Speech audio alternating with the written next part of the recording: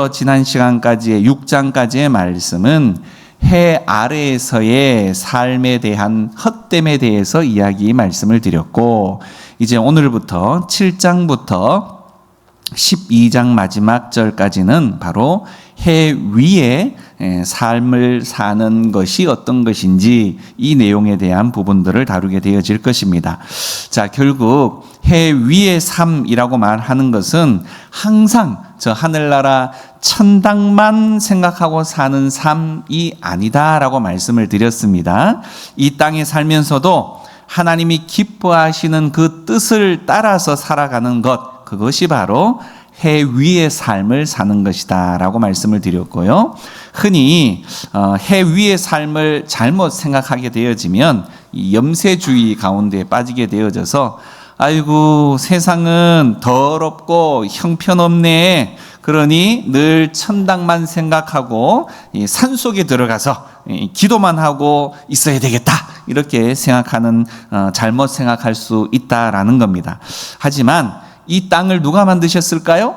하나님이 만드셨어요. 맞습니다. 결국은 이 땅을 만드셨을 때 하나님께서는 선한 뜻을 가지고 만드셨다라는 것을 우리가 잊지 말아야 하고, 이 땅에서 많은 생명들을 하나님 앞으로 인도해야 한다고 한다면 산속에 들어가서 어떻게 인도를 하겠습니까? 그죠? 결국 교회는 절이야 산에 들어가 있을 수 있지만 교회는 사람들 안에서 함께 생활하면서 그들에게 예수 믿는 것, 하나님 믿는 것이 어떤 것인지를 직접 나의 삶을 통해서 보여주는 것을 통해서, 또 내 입을 열어서 그들에게 복음을 전하는 것을 통해서 그들도 함께 하나님의 나라의 놀라운 선물을 받아 누릴 수 있게 하는 것, 그것이 바로 그리스도인의 사명이다라는 겁니다. 그러기에 이 땅을 무조건 썩었느니 악하느니 이런 말로만 해서 우리가 이 땅을 그냥 빨리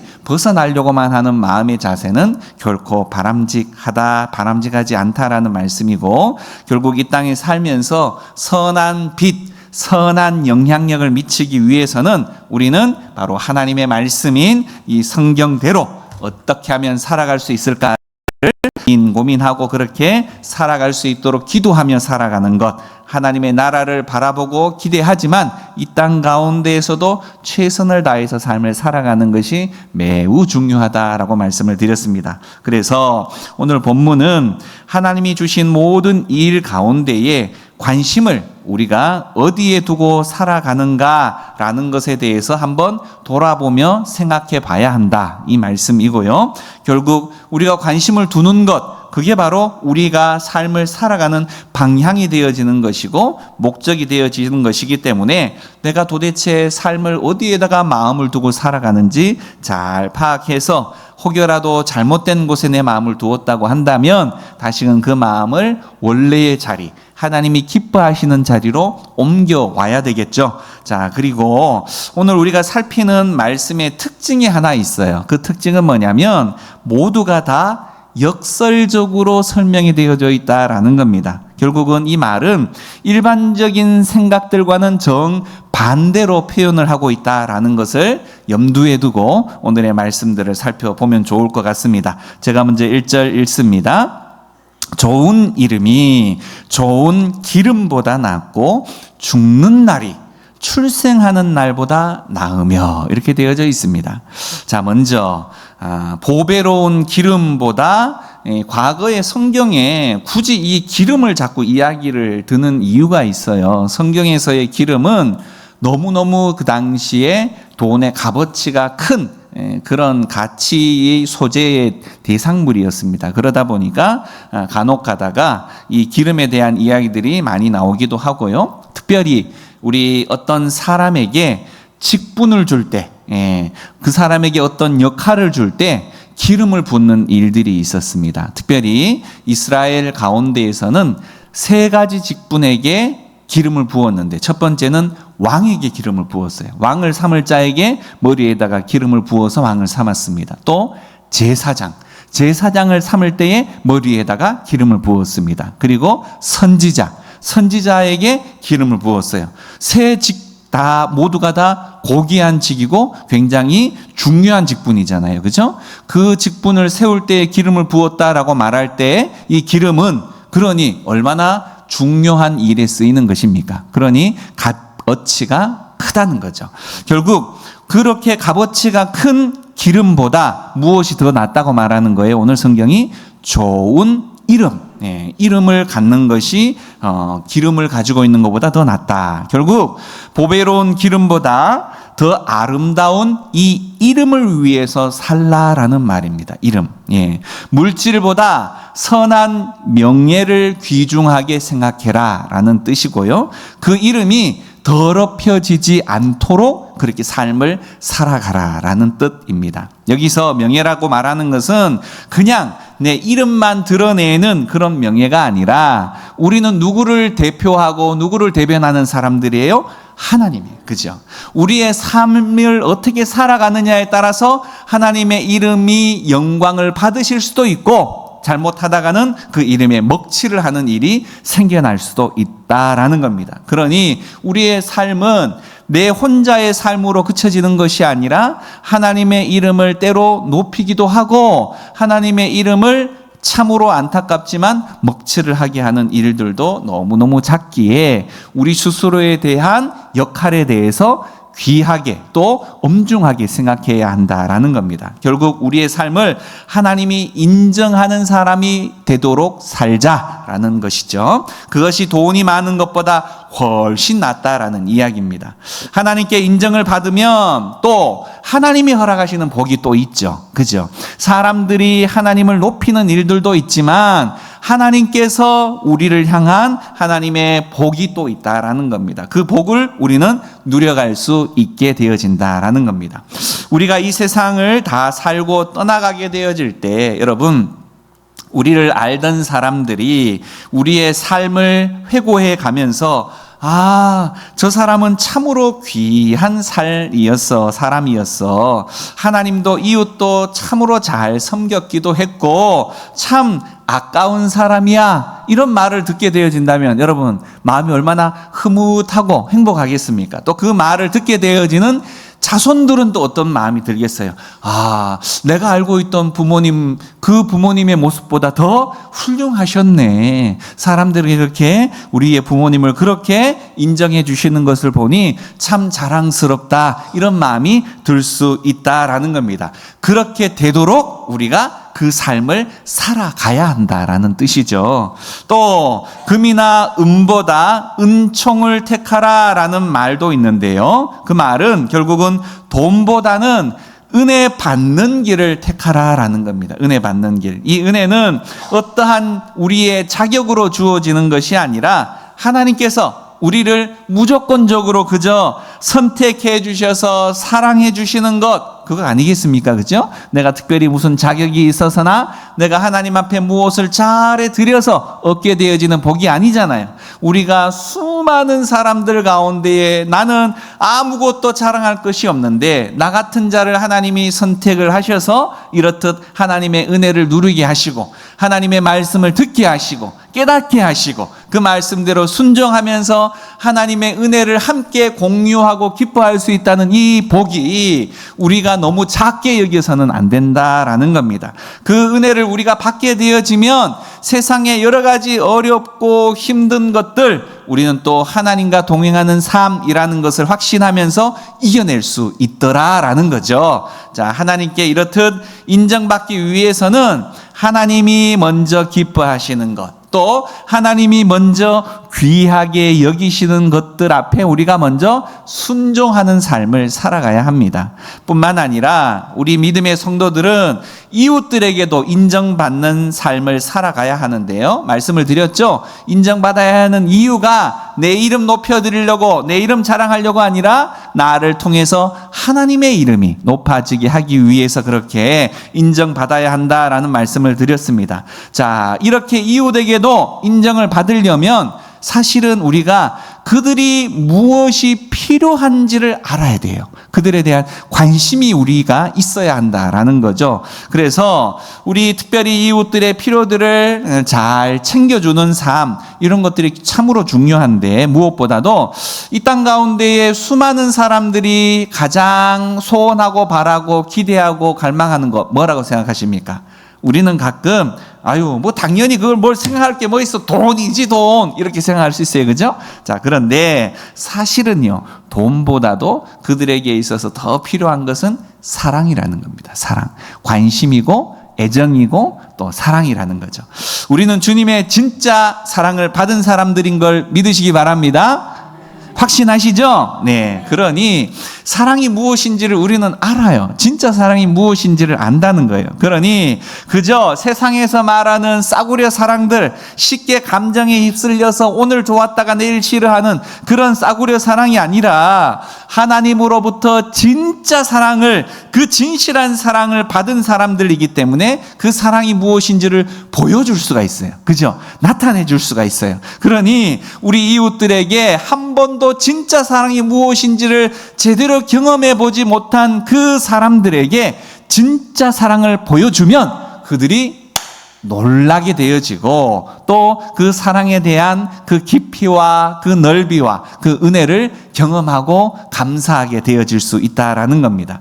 결국은 내가 먼저 용서함을 받고, 내가 사랑을 받고, 내가 섬김을 받고, 자, 그렇게 하나님과 믿음의 사람들에게 그렇게 받았기 때문에 이제 우리가 해야 될 일들은 그 사랑, 그 은혜, 그 용서, 그 섬김을 받지 못한 그들에게 그들을 이해해주고 받아주고 돌봐주고 이러면요, 그들이 야, 예수 믿는 사람 진짜 다르네, 이렇게 인정하게 되어질 수밖에 없다라는 겁니다.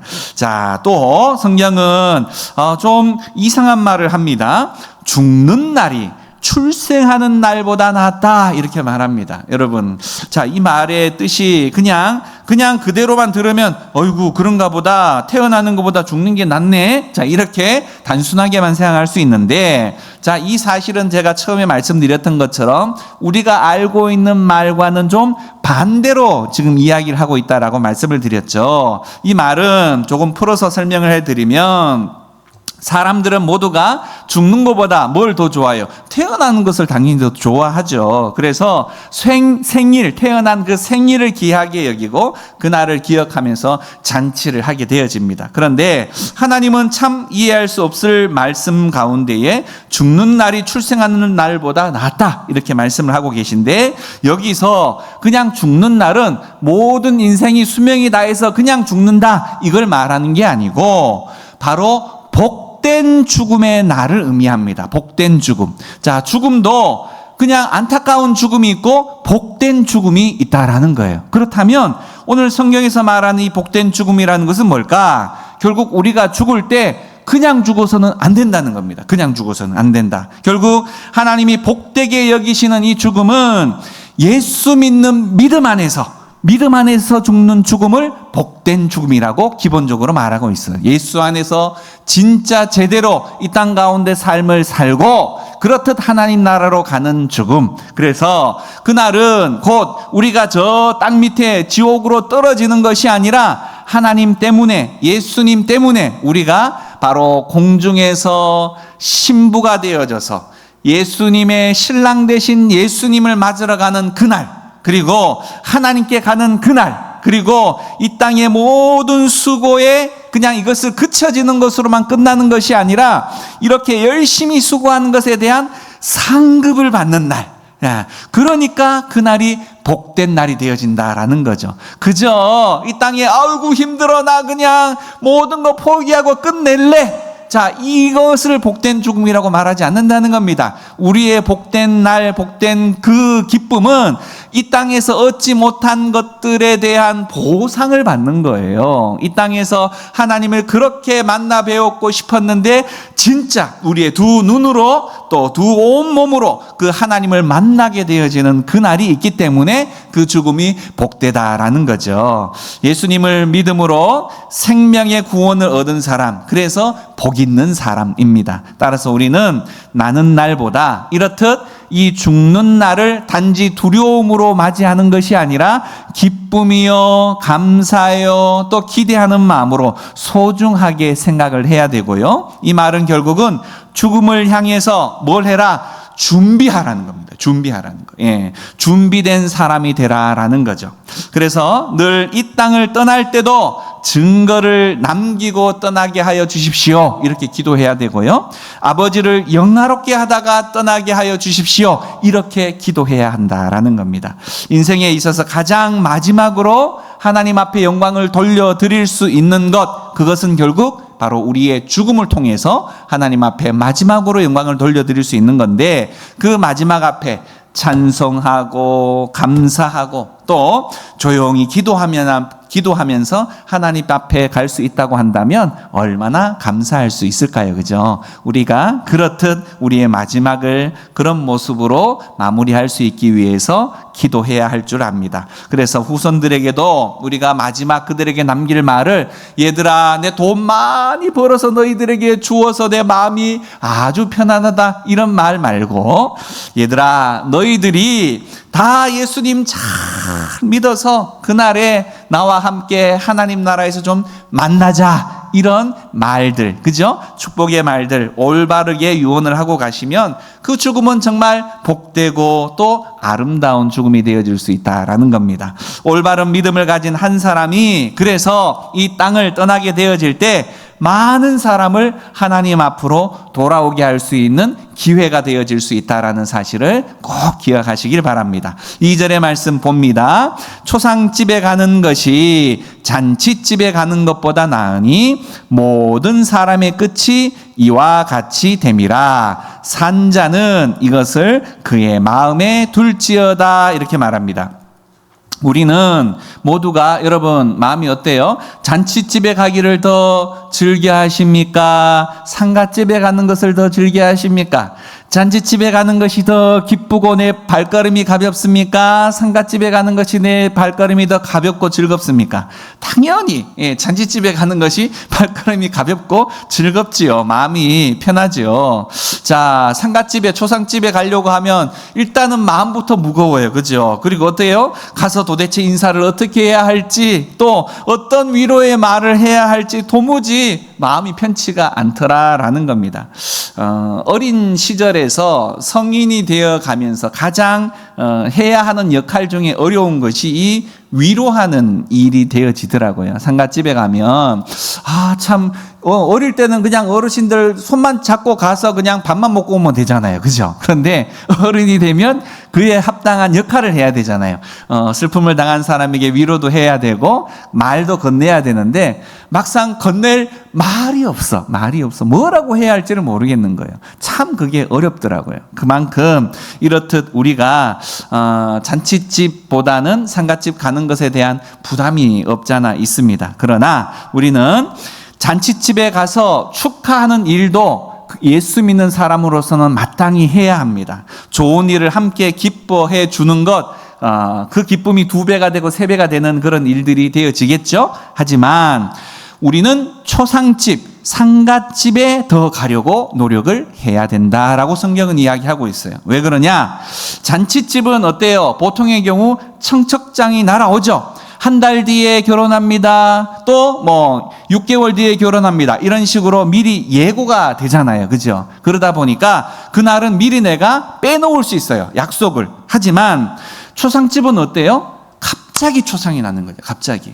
그러면 내가 마음을 거기에 쏟지 못하면 초상이 날 때 정말 내 일정을 조정하지 않으면 못 가요. 그죠? 그러다 보니 우리는 정말 마음을 거기에 기울이거나 내 신경을 거기에 쏟지 않으면 슬픔을 당한 사람들을 위로하기가 참 쉽지가 않더라라는 겁니다. 환경적으로도. 그래서 결국은 우리는 항상 그의 어려움을 당하거나 또 슬픔을 당한 가정에 대해서 항상 기도로 미리부터 준비할 수 있는 내용들이 필요하고, 그 일들을 당하게 되어졌을 때 우선적으로 그 집을 찾아가야 한다라는 겁니다. 겁니다. 누구나 한 번은 다 죽게 되어져 있습니다. 하지만 우리 예수 믿는 사람들에게 반듯하게 알고 있는 그 이야기는 그 이후에 뭐가 있어요? 심판이 있다라는 사실이죠. 심판. 잔치집보다 초상집에 더 가야 하는 이유는 그래서 가서 어떻게 하라고요? 위로도 해야 되지만 교육을 받으라는 겁니다. 교육. 무슨 교육? 우리는 영원히 이 땅에서 살 존재가 아니라는 것이라는 거예요. 우리는요, 죽음이라는 것에 대한 내용들을 머리로는 알아요. 그죠? 그런데 생활의 삶에 너무 분주하게 살다 보면 어때요? 이 땅이 영원히 살 것처럼 그렇게 살아가는 경우들이 있더라라는 겁니다. 너무 분주하게 살아가다 보면. 그러다 보면 걱정거리도 많고 근심거리도 많고 내일 어떻게 해야 되나, 1년 뒤에 어떻게 해야 되나, 10년 뒤에 어떻게 해야 되나, 노후를 내가 어떻게 준비해야 되나, 수많은 걱정들이 우리 가운데 쌓여요. 그런데 그러던 차에 초상집회를 한번 딱 가게 되어지면 아이고, 초상집회 가보면 80이 된 분이 돌아가신 가정도 있지만 60, 50, 30, 20 어떤 경우는 갓난쟁이까지 그 자리에 나보다 먼저 간 사람이 있어요. 그러면 어떤 마음이 들어요? 아이고, 내가 내일을 보장받을 수 있나, 이런 마음이 생기는 거죠. 그리고 인생이 무엇인가라는 생각도 갑자기 들게 되어집니다. 모든 일상의 바쁜 그 시간들이 초상집에 가면 모든 시간이 정지된 것처럼 딱 그쳐져서 아이고, 내가 누군가, 내일 어떻게 해야 되나, 나는 뭔가 철학자가 되어지기 시작한다라는 겁니다. 결국은 인생 참 허무하네, 오래 산다고 해도 별것 아니네, 왔다가 아무것도 가지고 갈 수 있는 것이 없는 거구나, 이게 인생이구나, 이런 말들을 하게 되어진다라는 겁니다. 뿐만 아니라 그 자리에서 참 여러 가지를 배우죠. 집안을 참 제대로 옳게 세워놓고 가지 못하면 이렇게 큰일이 나는구나, 이런 상황들도 보게 되고요. 그러다 보니 이제부터라도 모든 것을 좀 규모 있게 살다가 가야 되겠구나라는 것도 배우게 됩니다. 뿐만 아니라 참 사람은 결국 저렇게 죽는 것인 건데 살아있을 때 좀 좋은 일 좀 많이 하고 가지, 이런 마음들도 들고, 아이고 좀 전도도 좀 열심히 했었으면 하는 아쉬움들도 생겨날 수 있고, 또 아유 많은 사람들에게 좀 내가 좋은 사람으로 비춰줄 수 있게끔 좀 나누면서 살 걸, 이런 마음들도 좀 있고, 이런 모든 것들이 뭐예요? 죽고 나면 아무것도 할 수 있는 게 없다라는 것을 깨닫게 되어지더라라는 겁니다. 그래서 우리가 초상집에 가게 되어지면 이런 수많은 인생에 있어서 쉽게 이해할 수 없는 영역들, 쉽게 배울 수 없는 영역들을 바로 배우게 된다라는 겁니다. 그래서 초상집에 가는 것은 단순히 그 사람을 위로하기 위한 것만이 아니라 나 자신의 인생의 전반적인 방향들에 대해서 점검하게 되어지고, 또 잘못되었다라고 한다면 바른 삶으로 내가 나아갈 수 있는 그런 방향 전환의 기점이 되어질 수 있다라는 거죠. 그렇게 살게 되어지면 우리는 실패하지 않을 수 있게 되어집니다. 결국 우리의 인생은요, 우리의 인생의 날수를 계수할 수 있어야 합니다. 이 계수한다라고 하는 말은 우리의 인생은 영원히 사는 것이 아니라 언젠가는 각자의 생의 수가 정해져 있어서 마침이 있다라는 것을 기억하고, 그 마침을 내가 어떻게 잘 할 것인가, 그것을 위해서 내가 오늘부터 어떻게 준비하며 살아갈 것인가를 내가 마음속에 가지고 그렇게 삶을 살아가는 것이 인생을 계수하며 살아가는 삶의 지혜다라는 겁니다. 3절의 말씀 볼까요? 슬픔이 웃음보다 나음은 얼굴에 근심하는 것이 마음에 유익하기 때문이니라 라고 말합니다. 자, 참 이 말도 결국은 역설적, 반대적인 의미인데요. 자, 여러분, 웃음 어때요? 필요하죠. 정말 좋은 것입니다. 웃어야 됩니다. 옛날에 웃으면 복이 와요, 이런 프로그램도 있었잖아요. 그죠? 또한 성경에도 항상 기뻐하라, 이렇게 말하고 있습니다. 그런데 오늘 또 다른 내용이 역설적으로 슬픔이 웃음보다 낫다라고 말하고 있다는 거죠. 자, 그럼 이 이야기는 무슨 말이냐? 우리가 웃는 웃음 가운데에도 정말 진심으로 즐겁고 행복해서 웃는 웃음도 있지만, 인생을 살다 보면 어때요? 어쩔 수 없이 웃어야 하는 웃음, 쓴 웃음, 자, 있어요, 없어요? 또 가짜 웃음 있어요, 없어요? 내 속은 아닌데 그냥 막 억지로 웃어야 돼. 이런 일들이 있어요. 그죠? 그런 면에서는 어떤 것보다는 웃음보다 슬픔이 더 순수할 수 있다라는 이야기입니다. 여기서의 말은 웃을 때는 자기 만족에 빠져서 다른 사람을 잘 생각하지 못하는 그런 일들이 있을 수 있는데, 슬픔에 젖었을 때는 다른 사람을 생각할 수 있게 되더라라는 겁니다. 자, 누구누구도 옛날에 그랬는데 그 사람에게 가서 위로를 참 내가 못 해주었네. 나는 그때 내가 당해보지 않아서 그 심정 몰랐어. 이렇게 되돌아보게 되어진다라는 겁니다. 사람은 자신이 당해보지 않으면 잘 모르는 그런 습성이 있잖아요. 그래서 뭘 그런 거 가지고 그래 이렇게 말들을 많이 하게 되어지지만, 막상 자기가 당해보면 어때요? 그렇지 않더라라는 겁니다. 그죠? 제가 알고 있는 어떤 권사님께서 교회에 장례가 나면 가서 위로해주는 경조부 사역을 하셨습니다. 믿음 좋은 친구 권사가 남편이 병으로 세상을 먼저 떠나서 경조부원들과 함께 그 권사님이 장례식장을 찾았다라고 해요. 평상시에 믿음이 워낙 좋은 친구라서 장례식장에 가 보게 되어지면 그 권사님이 슬픔이 있기는 하지만 찬송하면서 넉넉히 그렇게 슬픔을 잘 이겨낼 것이라고 기대를 하고 찾아갔더랍니다. 그런데 막상 장례식장 가보니까 난리도 아니더래요. 그냥 너무 그 권사님이 남편이 먼저 돌아가신 것을 가지고 통곡을 하고 이 장례식장 분위기를 너무 어둡게 만들어서, 무겁게 만들어서 이 조문을 갔던 이 많은 사람들이 어찌해야 할 바를 알지 못하고 있던 차에 함께 했던 그 친구 권사님이 너무 좀 상황이 아닌 것 같아서 그 권사님을 따로 불러다가 등짝을 그냥 탁 쳤대요. 딱 치면서 세게 아주 호되게 호통을 쳤다라고 합니다. 아니, 교회 권사식이나 돼가지고 믿음으로 이겨야지, 이것 가지고 그렇게 힘들어하면 어떻게 덕이 되겠냐, 이렇게 호통을 쳤다 그래요, 여러분. 자, 그런데 그렇게 호통을 쳤던 권사님께서 1년이 못 되어서 자신의 남편도 갑자기 사고로 세상을 떠나셨다라고 해요. 마음은 충분히 그 어려움을 넉넉히 이겨낼 줄 알았대요, 본인도. 자, 그런데 막상 자신이 그 일들을 당하고 보니까 하나님에 대한 원망이 어떻게나 그렇게 밀려오던지, 도대체가 내가 이 신앙생활을 계속 이어가야 할지 말아야 할지까지도 고민이 되더라라는 겁니다. 그리고 본인도 모르게 입에서 그 옛날 했던 이 쌍팔짜리 그 숫자들 이야기들이 나오더라는 거예요. 욕이 나오더라는 거예요. 자, 그렇습니다. 우리는 사실상 그 입장이 되어보기 전까지는 함부로 다른 사람을 판단하거나 그 상황에 처한 이들을 쉽게 정죄해서는 안 된다라는 거죠. 오히려 그때는 그냥 함께 붙들고 같이 엉엉 울어주는 그 사람이 오래 기억이 되어지고 그 사람 때문에 조금씩 위로가 되어지는 겁니다. 내가 어려움을 당했을 때 와서 울어주는 친구가 있네, 정말 나의 마음이 통하는 그 한 사람이 있었구나, 이렇게 생각이 들어서 위로가 된다라는 겁니다. 네, 그렇습니다. 웃음은 좋은 거죠. 하지만 슬픔 자체도 우리가 바르게 이해하는 것은 우리가 인생을 살아가는 데 있어서 매우 중요한 일이다라는 겁니다. 자, 계속해서 4절의 말씀 봅니다. 지혜자의 마음은 초상집에 있으되 우매자의 마음은 혼인집에 있느니라, 이렇게 말합니다.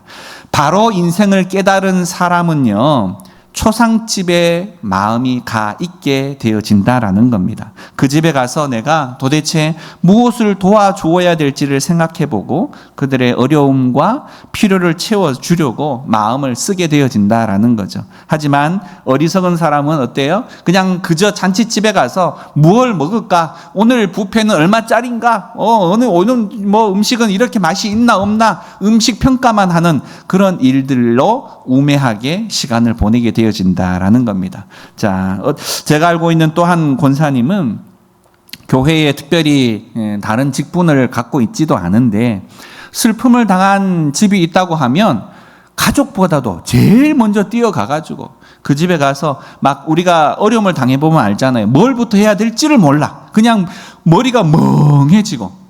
제가 목사지 않습니까? 이전에 사역하던 교회에 1년에 장례가 한 60건씩 이렇게 일어나는데, 장례가 한번 나게 되어지면 장례식장을 3번, 많게는 7번, 8번 이렇게 왔다 갔다 계속 해야 되는 일들이 있습니다.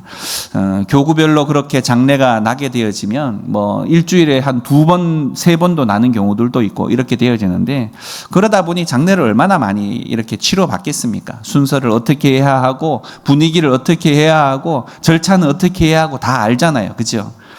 자, 그래서 가는 곳곳마다 이렇게 하시면 됩니다, 저렇게 하시면 됩니다, 안내를 다 했는데, 막상 제 가정에 장례가 벌어지니까 그 많은 있었던 절차나 내용들조차도 머릿속이 하얘지는 거예요.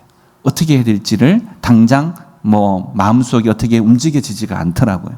뭔가를 해야 되기는 하겠는데, 마음은 급한데 뭘부터 해야 될지가 떠오르지가 않아요. 그럴 때 가까운 분이 오셔서, 교회에서 동료들이 오셔서 절차를 안내해주고 도와주고, 또 함께 예배해주고 필요를 채워주고, 그런 시간들을 통해서 마음의 안정이 오게 되어지고 그 일들을 잘 진행하게 되어지더라라는 거죠. 이렇게 위로자가 필요하다라는 겁니다. 우리가 슬픔을 당해보면 그간에 있었던 모든 절차, 지식, 내용들이 그냥 한순간에 어디 가고 없는 것처럼 머릿속이 하얘지고 마는 거 아니겠어요? 그죠? 그러다 보니 위로하는 역할이 그만큼 중요하다라는 겁니다.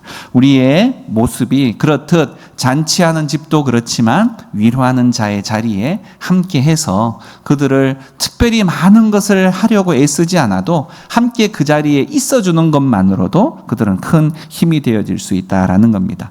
계속해서 보겠습니다. 5절 말씀에 지혜로운 사람의 책망을 듣는 것이 우매한 자들의 노래를 듣는 것보다 나으니라, 이렇게 말합니다.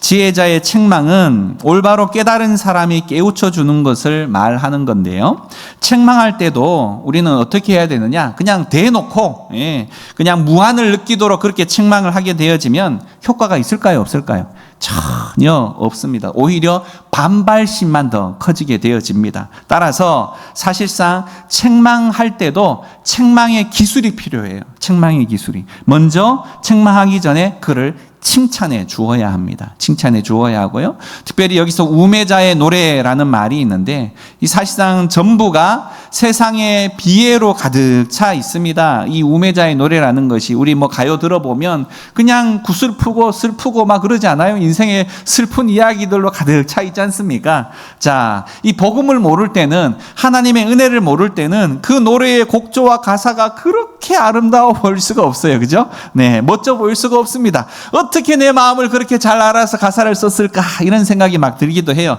다 내 노래 같기도 하다라는 겁니다. 자, 그런데 하나님의 말씀인 이 복음을 제대로 깨달으면 그 내용과 그 곡조보다 더 아름답고 그 진리의 내용들을 깨달아서 그 세상에서 말하는 노래의 가사에 머무르지 않을 수가 있게 되어진다는 거죠. 우리는 그 이상의 삶에 대한 내용들을 이야기할 수 있게 되어진다라는 겁니다. 그래서 지혜자가 책망하는 것을 들으면 우리에게는 큰 유익이 있는데요, 책망을 듣고 기분 좋을 사람은 아무도 없죠. 하지만 우리가 책망을 해야 할 때는 해야 하고, 할 때 기술적으로 잘 해야 합니다. 칭찬도 해주면서 그의 마음이 상하지 않도록 적절한 표현을 통해서 그들에게 책망을 하는 것, 그랬을 때 그의 마음속이 오래 잘 간직하고 특별히 말씀 안에서 그가 회복해가면서 바른 길을 찾아갈 수 있게 되어진다라는 겁니다.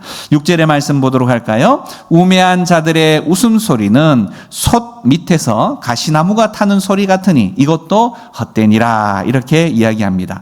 여러분, 옛날에 다 아궁이에다가 나무들을 넣어서 불을 지폈잖아요. 특별히 그 나무가 아카시아 나무를 집어넣을 때 여러분 어떤 소리가 납니까? 막 타타타타타타닥 뭐 그 불꽃놀이 하는 것처럼 그런 마른 이 아카시아 나무를 집어넣으면 그렇게 소리를 내면서 탑니다.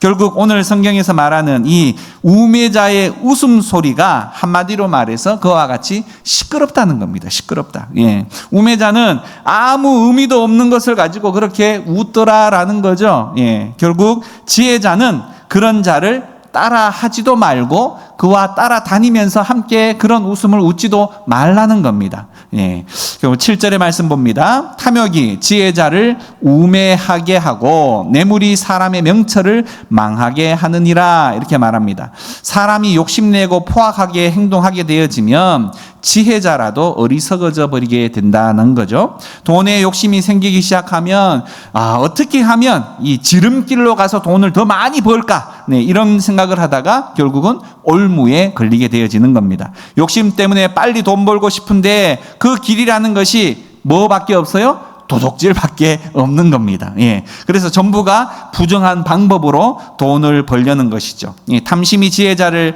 그렇게 어리석게 만들어버리고 말더라라는 겁니다. 뇌물도 마찬가지입니다. 하나님의 뜻을 잘 깨달았던 것들이 이 뇌물 때문에 다 흐려져 버리고 마는 거예요. 뇌물을 받기 시작하면 분별력이 그만큼 떨어져 버리고 말더라라는 겁니다. 8절 볼까요? 이 일의 끝이 시작보다 낫고 참는 마음이 교만한 마음보다 나으니 이렇게 이야기를 합니다. 자, 우리나라 사람들은 참 특별히 시작을 굉장히 잘해요. 예, 시작을 굉장히 중요하게 여깁니다. 자, 그래서 아주 시작부터 굉장하게 떠벌리는 경향들이 좀 있습니다. 그런데 시작은 하나님의 말씀에 의하면 좀 소박하게 시작하는 게 좋습니다. 그러면서 조금씩 더 크게 만들어 가는 것, 그것이 의미가 있는 거죠. 우리나라 이 말에 용두삼이 이런 말 알고 계시죠? 시작은 아주 거창하게 했는데 끝은 흐지부지해져 버리고 말더라라는 겁니다. 결국 성경은 시작보다 끝이 더 중요하다라고 말을 합니다. 갈수록 신앙생활도 더 잘하고, 예, 갈수록 이 직장의 생활, 가정의 생활도 더 잘해야 합니다. 네, 그러나 대개 처음 교회 직분을 받았을 때 어때요? 처음에는 막 뭐든지 다 할 것처럼 열심히 잘하다가 조금씩 시간이 지나가면 스르르르르르 어디 가고 없어. 온데 가고 없어. 그 사람 어디 갔어? 자, 이렇게 찾게 되는 일들이 있더라라는 거죠. 처음 교회 나왔을 때 열심히 충성했다가 10년쯤 시간이 지나고 나면 시들해져 버리고 다 이런 모습들 하나님 앞에 결코 옳은 모습이 아닌 것이죠. 우리는 그러다 보니 늘 끝마무리를 잘 해야 합니다. 끝마무리. 이 상급은 언제 받아요? 시작할 때 받아요? 끝에 받아요? 다 끝에 받습니다. 네. 우리의 봉사도 끝까지 성실하게 충성해야 한다라는 거죠. 예, 대단한 것이 아닐지라도 결국 끝까지 해내는 사람, 그 사람이 귀한 사람이라는 겁니다. 하나님이 인정하시고 상급을 주실 그런 사람이라는 거죠. 또 성경은 참는 마음이 교만한 마음보다 낫다 이렇게 표현을 하는데요. 교만한 사람은 참지 못하는 거예요. 그는 종종 말하기를 나는 할 말은 반드시 다 하고 마는 사람이야 이렇게 말하는 사람 주변에 있죠. 네, 그런 사람들. 자, 이 하는 말 결국은 그렇게 하면 어떻게 돼요? 자기도 망가지게 만들고 다른 사람들도 망가지게 만든다라는 겁니다. 참는 마음은 결국 인정받게 된다는 거예요. 교만한 마음은 그때는 큰 소리 치기 때문에 듣는 사람들이 기가 죽을 수 있지만 끝까지 덕을 세우지는 못하는 것입니다. 반드시 기억하시길 바라겠고요. 9절 말씀에 급한 마음으로 노를 바라지 말라. 노는 우매한 자들의 품에 머무름이니라 이렇게 말합니다. 화가 나더라도 급한 마음으로 노를 바라지 말라는 거죠. 그래서 화가 날 때는 숨을 크게 한번 들이쉬는 것, 이것도 굉장히 중요합니다.